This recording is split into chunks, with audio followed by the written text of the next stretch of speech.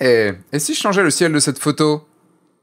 Non, non, non, non, non, non, non. Ah! Ça, c'est pas mal. Ça, je garde. Là, je viens de le faire vite. Eh bien, on peut le faire quasiment aussi vite sur Photoshop et je vous montre ça dans cette vidéo.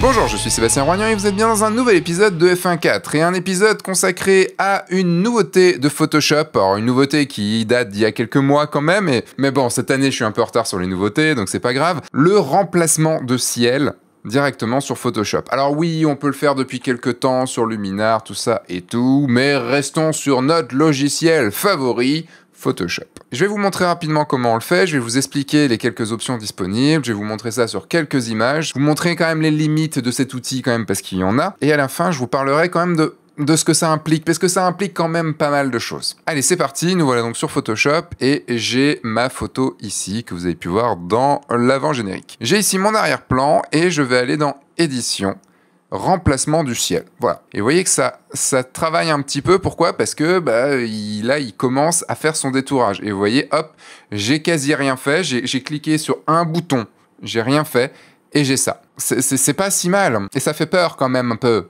Et donc, nous voici sur la fenêtre de remplacement de ciel. Alors, on va dire tout de suite, oui, mais c'est pas le bon ciel, c'est pas le ciel que je veux. Et ben, c'est pas grave, vous cliquez ici, ou directement sur la photo, et vous avez ici différents ciels. Donc, ciel bleu, ciel spectaculaire et coucher de soleil. Donc, on va pouvoir voir. Je vais remplacer ça, par exemple, par un ciel bleu, directement.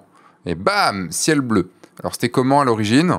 C'était ciel pas si bleu. Ensuite, je pourrais mettre, pourquoi pas, un fabuleux arc-en-ciel, pourquoi pas, ou un très beau coucher de soleil, flamboyant, complètement flamboyant, ou alors, soyons fous, une tempête qui arrive. Voilà, un orage qui arrive, c'est parti, on y va. Ici, nous avons plein d'options. Donc, ces options sont assez simples. Décalage du contour. En fait, le contour, c'est quoi? Photoshop a détouré ici ma montagne, et je peux décaler, soit plus haut, soit plus bas, ça vient empiéter dessus, ici c'est pas beau, et si je viens décaler, ça me garde un peu plus du ciel qu'il y avait avant pour me récupérer un petit peu. Et le contour atténué, donc c'est le dégradé entre un contour qui est très très brut, si je reviens en zoomé, vous voyez un contour très très brut, ou alors un contour un petit peu atténué pour essayer de masquer un petit peu la transition. Alors ici l'atténuation se voit très bien, mais j'ai choisi la photo pour.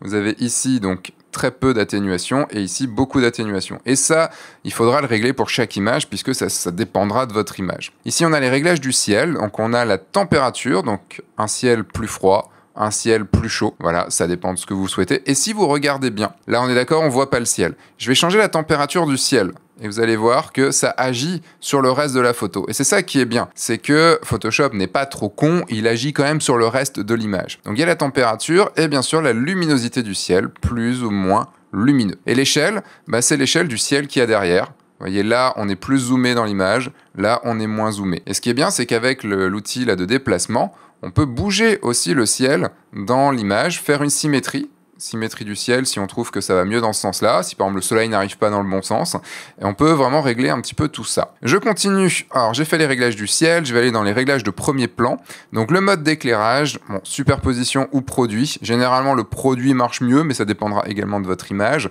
Réglage de l'éclairage, donc c'est par rapport au premier plan, n'est pas par rapport au ciel, donc c'est l'influence du ciel sur le premier plan, sur votre image, parce que là mon ciel, vous voyez, est assez sombre dans le bas, donc si j'en mets moins, il garde l'éclairage normal, et si j'en mets plus, il va essayer d'adapter à la luminosité du ciel au-dessus. Photoshop va lui-même essayer d'adapter.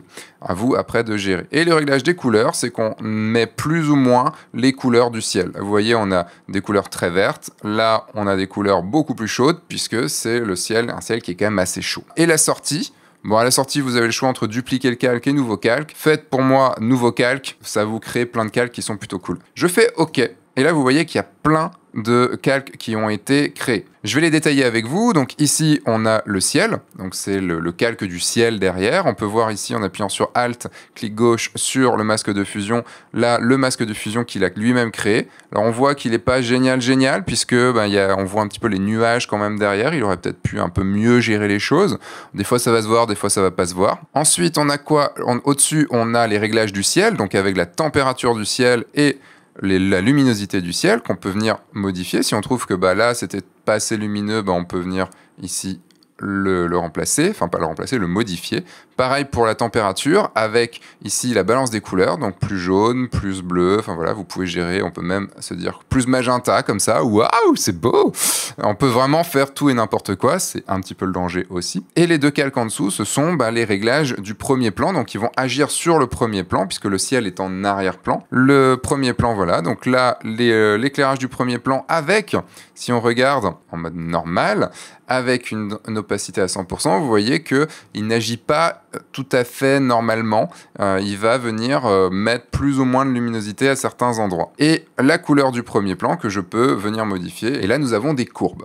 Donc les courbes, je peux venir aussi modifier comme j'ai envie. C'est basiquement comment marche le remplacement de ciel. Voilà, vous voyez, c'est assez simple et assez rapide. Maintenant, on va rentrer un petit peu dans le détail et voir si, en fait, ça fonctionne plutôt bien. Par exemple, j'ai pris d'autres photos là que j'ai pu prendre au fur et à mesure de mes voyages et je vais continuer ici remplacement de ciel. J'ai testé sur pas mal d'images et il y a forcément des images sur lesquelles ça fonctionne et d'autres sur lesquelles ça fonctionne pas.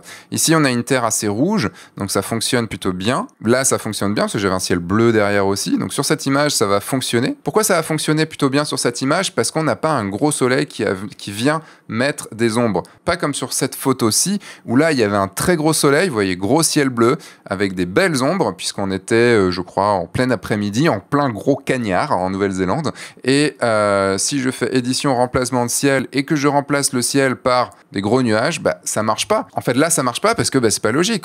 Comment des nuages comme ça pourraient donner des ombres aussi marquées que ça? Donc faites attention à ça, parce que ça peut très vite devenir juste illogique au possible, donc irréel au possible. Et une dernière chose que je voulais vous montrer sur cette fenêtre ici, c'est que vous pouvez importer vos propres ciels. Parce que oui, si vous deviez utiliser que la vingtaine de ciels là, qui sont là, on se retrouverait quand même beaucoup de photos avec les mêmes ciels. Et je suis sûr que je vais en voir beaucoup après cette vidéo, je vais en voir beaucoup des photos avec les ciels directement inclus dans Photoshop. Donc ici, vous pouvez créer un nouveau groupe et dedans je vais mettre des photos que moi j'ai pu faire. Donc vous appuyez sur le plus ici et là j'ai sélectionné quelques photos. Alors je sais pas si je peux toutes les sélectionner d'un coup. Et donc voilà, j'ai tout des ciels perso, donc c'est des photos que j'ai pu faire. On va pouvoir commencer par exemple par un ciel d'Islande. Je peux par exemple mettre un beau ciel de coucher de soleil mais qui fonctionne, vous voyez, pas très bien ici. Pour pallier à ça là, qu'est-ce qu'on fait? Je vous laisse 3 secondes. 3, 2, 1, c'est le contour atténué ici en effet, bien vu pour ceux qui ont donné la bonne réponse. On va réduire ce contour atténué parce que le contour atténué ici à 100%, ça marche pas, donc on va le réduire comme ça. Bon, il y a un liseré quand même qui est pas fou, faudra sûrement venir changer les choses, mais c'est pas si mal quand même si j'augmente les couleurs. On a quand même quelque chose qui fait son petit effet en quelques clics et c'est plutôt pas mal.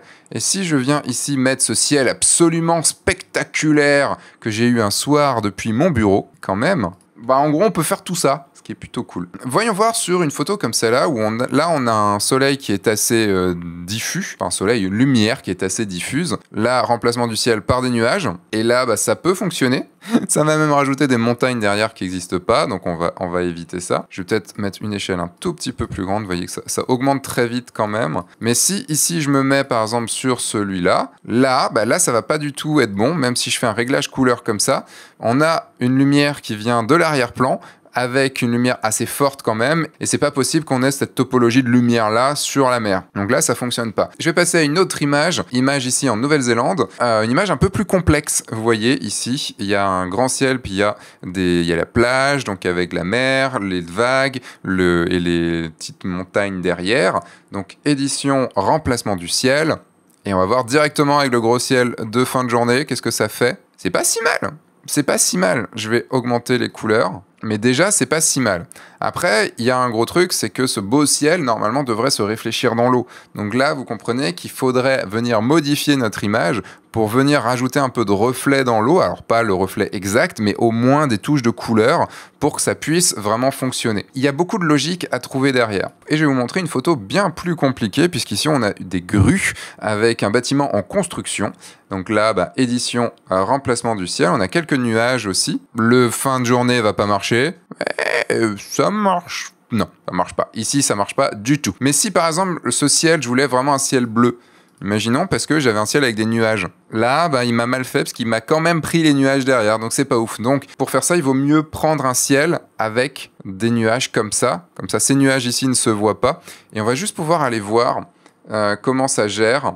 Là, par exemple, dans la grue, ça l'a quand même plutôt bien détouré. Et on peut voir malheureusement ici que sur les fils là, les filins, là par contre c'est pas bon, il faudrait venir, on voit ici que sur le masque de fusion, ça marche pas, il faudrait potentiellement ici revenir avec une petite brush, cliquer ici en haut, appuyer sur Shift, cliquer ici en bas, retracer la ligne, mais à mon avis, ça va pas, vous voyez. Enfin, en gros, ça peut marcher, mais il faut mieux le faire que ce que je viens de faire. Voilà, je vous ai montré toutes les options de cet outil qui marche plutôt quand même bien. Avant de terminer cette vidéo, je voulais vous parler des pour et des contre que j'ai sur cette technique-là. L'avantage, c'est que on va pouvoir modifier très vite des ciels. On va pouvoir, ça peut être une base aussi très rapide pour après venir peaufiner les masques de fusion et tout. Ça peut être très bien, par exemple, moi en mariage, si à un moment, je me dis, quelques petits nuages en plus, ça pourrait être cool. Je dis pas que je le ferai, mais peut-être que sur une photo, ça peut peut-être être plutôt une bonne chose. Je sais pas. Tout dépend de là où vous voulez aller. Parce que je vois directement des gens venir dire, oui, mais c'est pas vrai. Bah ouais, c'est pas vrai. C'est sûr que c'est pas vrai, c'est mentir.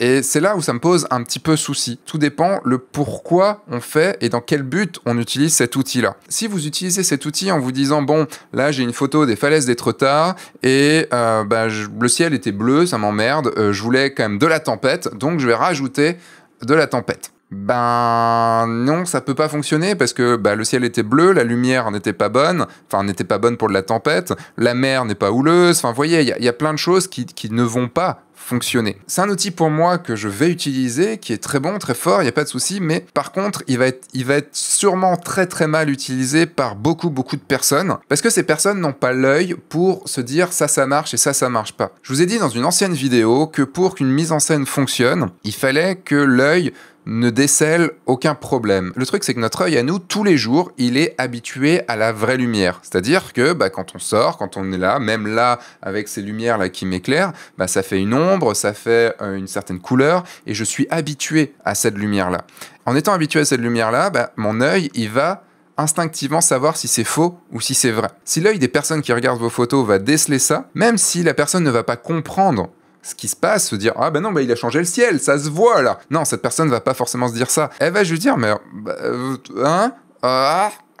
c'est bizarre. Et ça, bam, vous avez loupé votre photo. C'est un outil qu'il faut utiliser vraiment avec parcimonie. Je le mets en rapport avec l'outil rayon de lumière sur Luminar, que j'ai utilisé moi sur certaines de mes images, mais c'est pas visible, c'est invisible. C'est-à-dire que ça pourrait être logique dans la configuration de la lumière que j'utilise. Quand je l'ai utilisé, c'était logique dans la lumière qui existait sur ma scène. C'était pas genre, c'est un gros ciel gris, je vais rajouter des rayons lumineux parce que, c'est cool. Mais non, ça marche pas comme ça. C'est comme, il y a un ciel bleu, ça m'emmerde, je vais rajouter de la tempête. Non, ça peut pas fonctionner. Tous les outils comme ça, c'est des choses qu'on pouvait faire avant, c'était juste plus compliqué, c'était juste plus long à faire.